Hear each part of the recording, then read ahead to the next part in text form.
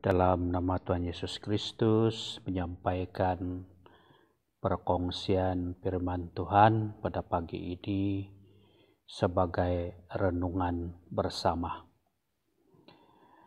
Di sini saya mengucapkan salam sejahtera, selamat pagi, salam dalam kasih Tuhan, salam sabat kepada rekan-rekan setugas, diakon, diakonis, para pendeta, penatua, dan juga semua saudara dan saudari seiman. Syukur pada pagi ini kita sekali lagi dapat bersama-sama dalam sarapan rohani kita. Jadi tajuk firman Tuhan yang ringkas yang kita akan sama-sama pelajari di sini berjudul prajurit yang baik. Mari kita rujuk di dalam kitab 2 Timotius pasal yang kedua. 2 Timotius pasal 2 ayat 3 dan ayat 4. Ayat 3, ikutlah menderita sebagai seorang prajurit yang baik dari Kristus Yesus. 4, seorang prajurit yang sedang berjuang tidak memusingkan dirinya dengan soal-soal penghidupannya, supaya dengan demikian ia berkenan kepada komandonya.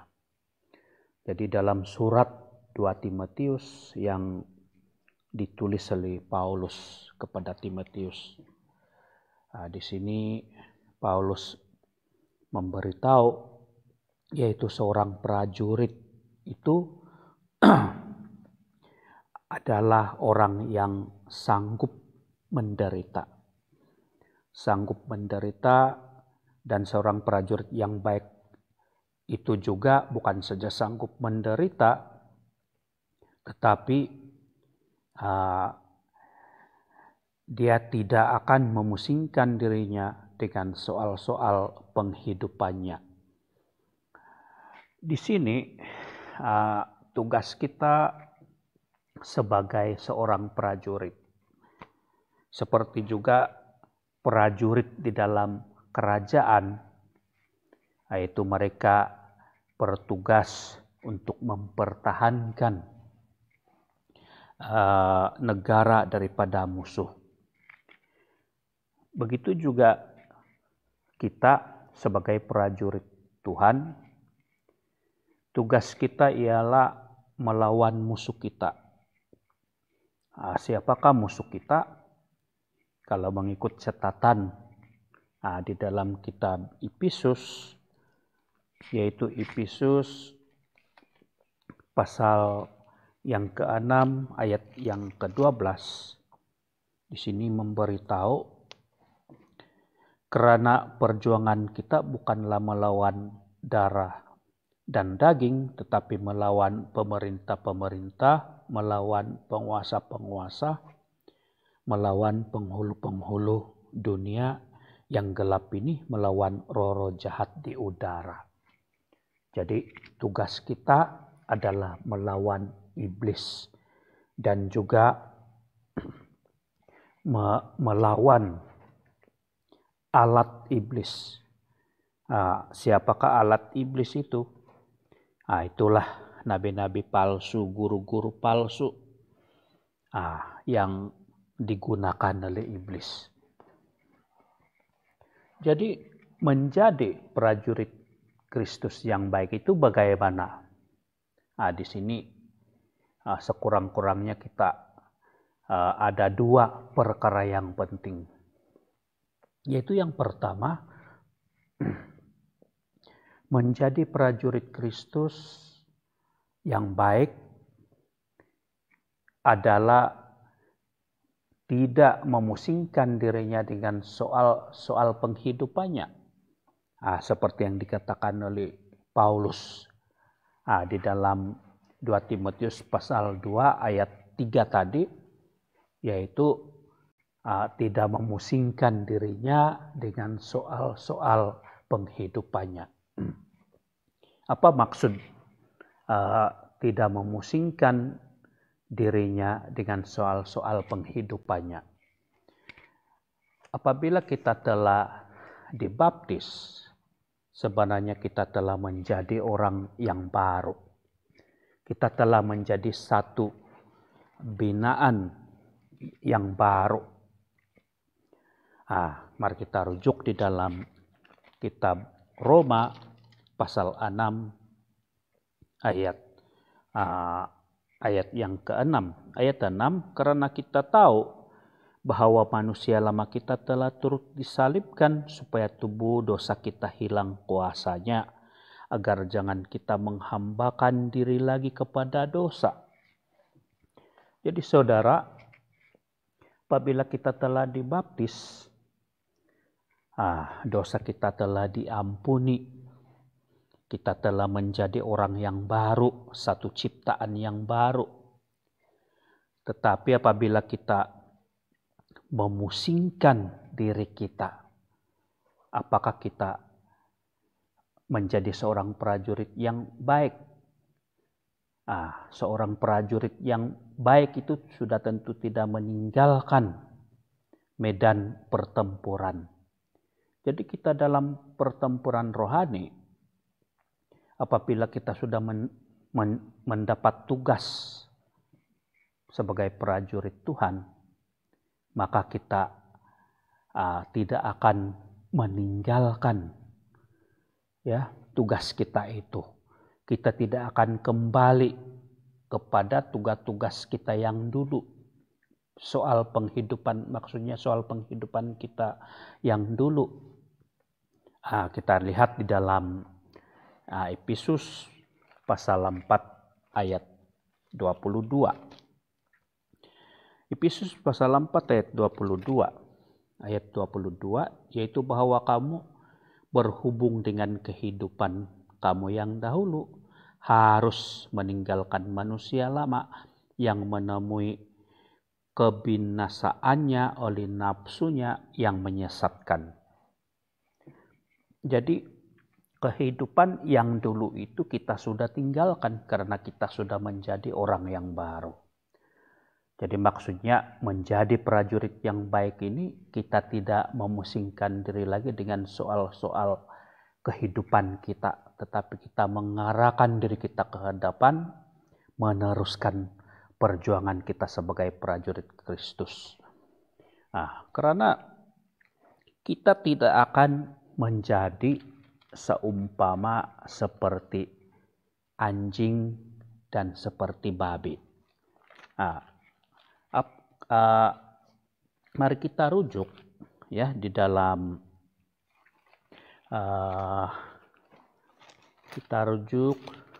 di dalam kitab 2 Petrus.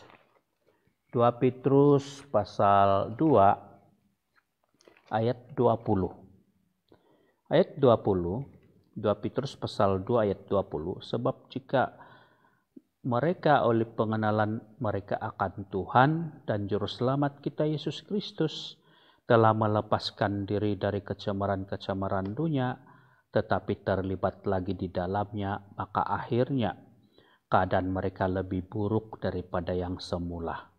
Ayat 21, karena itu bagi mereka adalah lebih baik jika mereka tidak pernah mengenal jalan kebenaran daripada mengenalnya, tetapi kemudian berbalik dari perintah kudus yang disampaikan kepada mereka. Ayat 22, bagi mereka cocok apa yang dikatakan peribahasa yang benar ini, anjing kembali lagi ke muntahnya dan babi yang mandi kembali lagi ke kubangnya.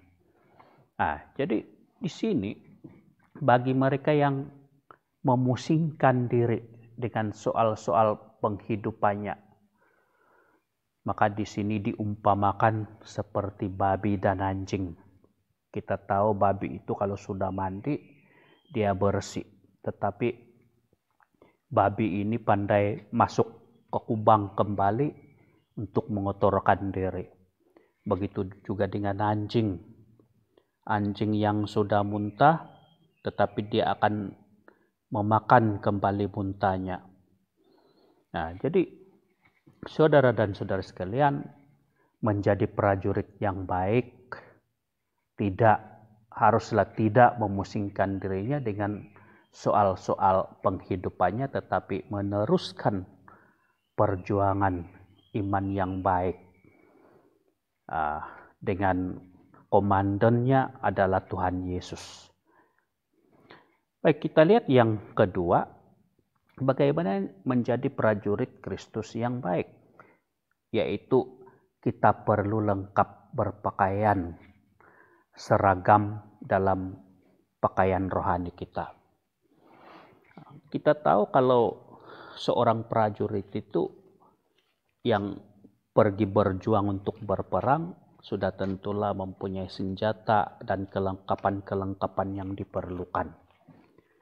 Jadi sebagai prajurit Tuhan, apakah kelengkapan yang diperlukan itu? Efesus pasal 6 ayat 11.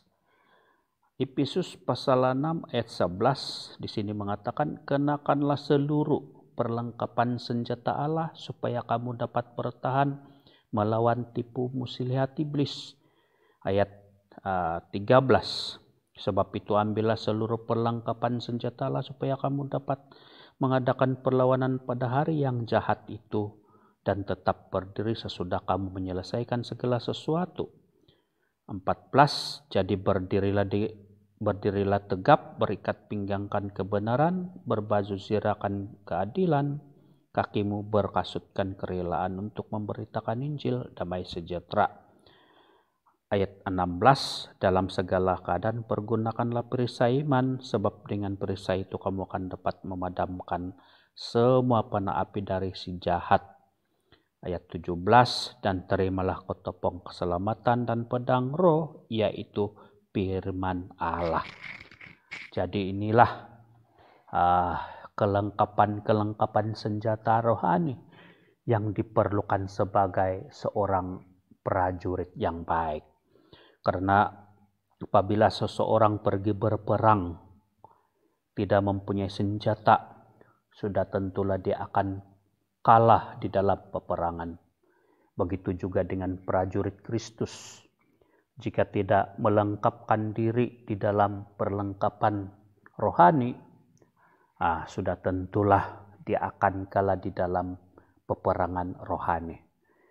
Jadi inilah sedikit renungan firman Tuhan yang dapat kita sama-sama pelajari pada pagi ini untuk renungan bersama. Semoga ianya menjadi berguna untuk kebangunan rohani